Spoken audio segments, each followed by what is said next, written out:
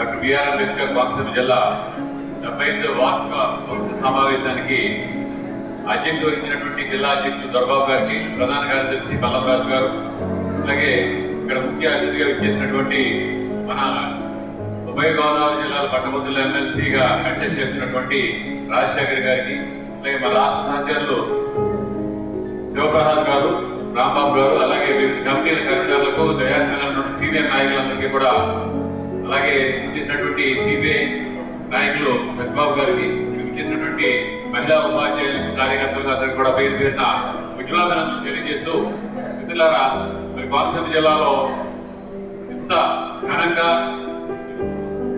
ఏర్పాటు చేసినటువంటి కౌన్సిల్ సమావేశాలని ఏర్పాటు చేసినటువంటి జిల్లా స్థాయి నాయకులందరికీ కూడా పేరు పేరున ఉద్యమాభినందనలు తెలియజేస్తా ఉన్నాను. ప్రధానంగా చూసినట్లయితే మనకి ఉపాధ్యాయ విద్యారంగంలో అనేకమైనటువంటి సమస్యల గురించి మన ముందు మాట్లాడిన వాళ్ళందరూ మాట్లాడారు. ఇందులో ప్రధానంగా గత ప్రభుత్వంలో మనం ఎదుర్కొన్నటువంటి సమస్యల్లో ప్రధానమైంది 117 దానివల్ల ప్రాథమిక విద్య, పాఠశాల విద్య అంతా కూడా సర్వనాశనం అయిందని చెప్పడంలో అది అతిశయోక్తి కాదు. ఎప్పుడైతే పీర్ గ్రూప్ మనం ఏమంటాం, ప్రాథమిక పాఠశాలలో 5 సంవత్సరాల నుంచి పిలవడం, 10 సంవత్సరాలు పిలవడం ఉంటారు. అందులో 3-4 తరగతులు, 3-4 తరగతులు తీసుకొచ్చి ఉన్నత పాఠశాలలో పెట్టడం వల్ల అక్కడ ప్రాథమిక విద్య అంతా కూడా నాశనమైంది. పాఠశాలలన్నీ 12,450 పాఠశాలలు సుమారుగా ఏకోపాధ్యాయ పాఠశాలకి మిగిలిపోయాయి. ఇక ఒకే ఉపాధ్యాయుడితో పాఠశాల నడిచే వస్తుందంటే ఉపాధ్యాయులు సెలవు పెట్టుకుంటే పక్కన ఉన్న ఉపాధ్యాయులు ఆ పాఠశాలలో విద్యార్థులకి, ఆ పాఠశాలలో విద్యార్థులకి ఎక్కడ నమ్మకం కుదురుతుంది ప్రాథమిక విద్య. దీన్ని నివారించడానికి గత ప్రభుత్వంలోనే మేము ఇది 90 విధానంతో పోరాటం చేసిన వాళ్ళ ఏకైక లక్ష్యం పాఠశాలలో కనీసం 50,000 పాఠశాలైనా క్లోజ్ చేయాలన్న ఉద్దేశంతోనే ఎందుకు తీసుకున్నారు కదా నిర్ణయం. ఆ నిర్ణయం వల్ల ఈ రోజు ప్రాథమిక పాఠశాలన్నీ కూడా నాశనమైనాయి అని చెప్పి తెలియజేస్తా ఉన్నాం.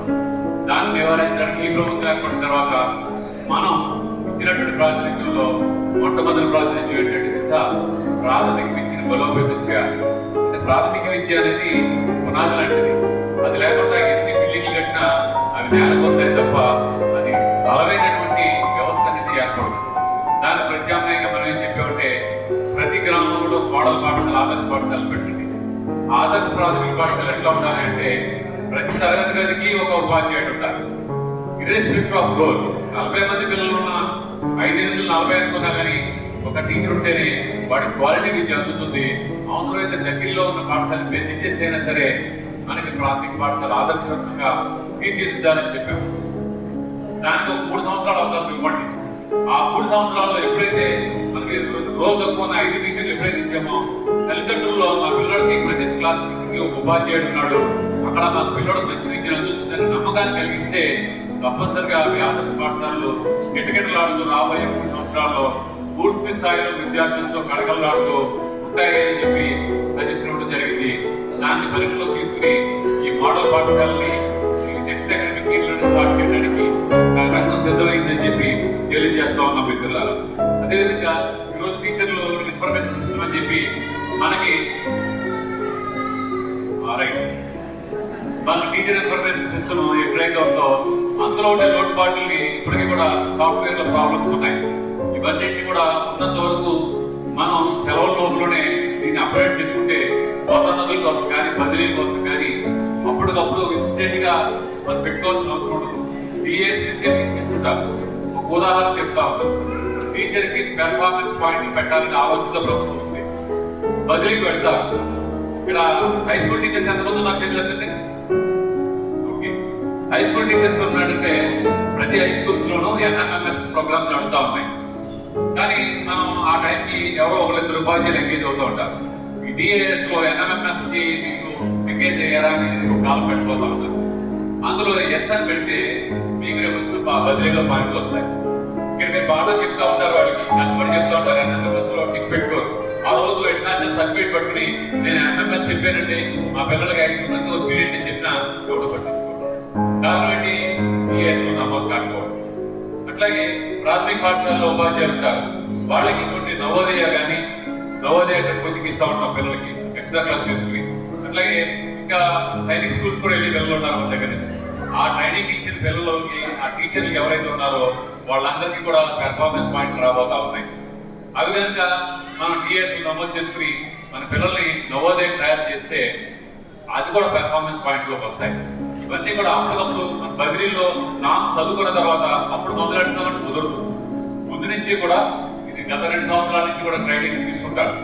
ఇవన్నీ కూడా ఎప్పటికప్పుడు మీరు అప్డేట్ చేసుకుని మీకు రావాల్సినటువంటి పాయింట్లని పొందడానికి ఆ టీఎస్ చాలా అవసరం. అది కష్టమైనా కానీ ఆ లోటుపాటు తెలియజేయండి. ఎప్పటికప్పుడు మేము అప్డేట్ చేయడానికి ప్రయత్నం చేస్తామని తెలియజేస్తా ఉన్నాం. అలాగే బదిలీలు అనేది ఇప్పటి నుంచో ఒక్కొక్క ప్రభుత్వం వచ్చినప్పుడు ఒక్కొక్క నిబంధన, ఒక్కొక్క ప్రభుత్వం వచ్చినప్పుడు ఒక్కొక్క డేట్. 2017 ఆగస్టులో జరిగితే 2023లో జూన్ జూలైలో జరిగింది. ఇవన్నీ కూడా తీసుకునేటప్పుడు ఏమవుతుందంటే 2 years కంప్లీట్ అయిన వాళ్ళకి పెట్టుకునే అవకాశం, 8 సంవత్సరాలు నిండిన వాళ్ళకి తప్పనిసరిగా వెళ్ళాల్సిన అవసరం వచ్చినప్పుడు బదిలీ చేపట్టేదేమో మే నెలలో చేపడతారు. మీకు తీసుకోవడం అకాడమిక్ ఇయర్ నవంబర్ 15వ తారీఖు డెడ్ లైన్ పెట్టారు.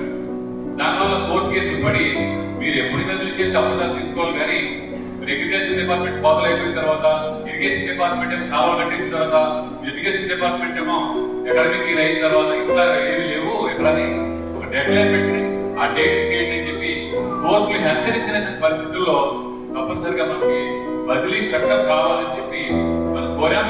ఆ బదిలీ చట్టం 2025 నాటికి 2025 మే నెల నాటికి అమలు చేసినట్టు వస్తా ఉంది. దీంట్లో ప్రధానంగా నాకు వచ్చే ఫోన్లన్నీ ఎప్పుడు వస్తుందంటే మేము 2017 ఆగస్టులో బదిలీ అయ్యాం, మాకు అవకాశం ఉండాలంటే ఆగస్టు దాకా పెట్టించినట్టు ఫోన్ చేస్తాం. 2023 జూన్ వాళ్ళు మేము తీసుకుంటే మాకు బదిలీకి అవకాశం లేకుండా పోయింది, మమ్మల్ని కూడా రావాలంటే 0 సర్వీస్ రావాలని ఫోన్ చేస్తాం. ఇలాగ వ్యక్తిగతంగా ఎవరి కాళ్ళు చూసుకుంటారు తప్ప వాస్తవంగా మనం 10 సంవత్సరాలు జరుగుతూ ఉన్నాం. బదిలీ చట్టం కావాలని మే నెల నుండి బదిలీ సిద్ధంగా ఉండాలని మన మైండ్ మనం పిల్లలు ఉంటే మే నెల సెలవులని ఎలా సిద్ధంగా ఉంటాడో, మే నెల వచ్చిన 2 సంవత్సరాలు అయిన వాడు బదిలీ పెట్టుకోవడం సిద్ధంగా ఉంటాడు, 8 సంవత్సరాలు అయిన వాడు వెళ్ళిపోవడం సిద్ధంగా ఉంటాడు. ఈ విధంగా ఎవరిని అడగట్లేకుండా ప్రతి మే నెలలోని బదిలీ జరిగే వచ్చిన చట్టం రాబోతా ఉంది. అయితే ఇందులో ప్రధానంగా టీచర్స్ ఎక్కువ డిమాండ్స్ ఏమిటంటే 8 సంవత్సరాల విషయంలో 2 సంవత్సరాల విషయంలో వచ్చిన డిమాండ్స్. దానికోసం ఏదన్నా కొంచెం రాయితీ అడగాలి తప్ప బదిలీ చట్టం గురించి ఎప్పుడు కూడా రాయితీ అడగాల్సిన పరిస్థితి లేదని చెప్పి నేను కోరుతా ఉన్నాను మిత్రులారా. ప్రధానంగా చూసినట్లయితే సిలబస్, ఈ సిలబస్ కూడా అకాడమిక్ క్యాలెండర్ అనేది ఫిబ్రవరికి ఇస్తారు. ఫిబ్రవరిలోనే అకాడమిక్ క్యాలెండర్ ఇచ్చి సిలబస్ ని నవంబర్ నాటికే కంప్లీట్ చేసే విధంగా అకాడమిక్ క్యాలెండర్ రూపొందించబోతా ఉన్నారు. అంటే అక్కడి నుంచి కూడా ప్రైవేట్ పాఠశాలకు ధీటుగా ప్రభుత్వ పాఠశాలకు పనిచేయాలంటే ముందుగా సిలబస్ పూర్తి చేసుకుని పిల్లలకి అక్కడి తరగతి నుంచి స్పెషల్ క్లాస్ నుంచి ఓరియంటేషన్ చెప్పి మనం రకరకాలుగా మెటీరియల్స్ కూడా ప్రభుత్వం కూడా ఇస్తా ఉంది. ఉపాధ్యాయ సంఘాలకు మనం తయారు చేస్తా ఉన్నాం. ఆ మెటీరియల్ ఉపయోగించి విద్యార్థుల్ని ఉన్నతంగా తీర్చిదిద్దడానికి ప్రైవేట్ పాఠశాలకు ధీటుగా విద్యార్థులు తీర్చిదిద్దడానికి కూడా వాటిని ఉపయోగించి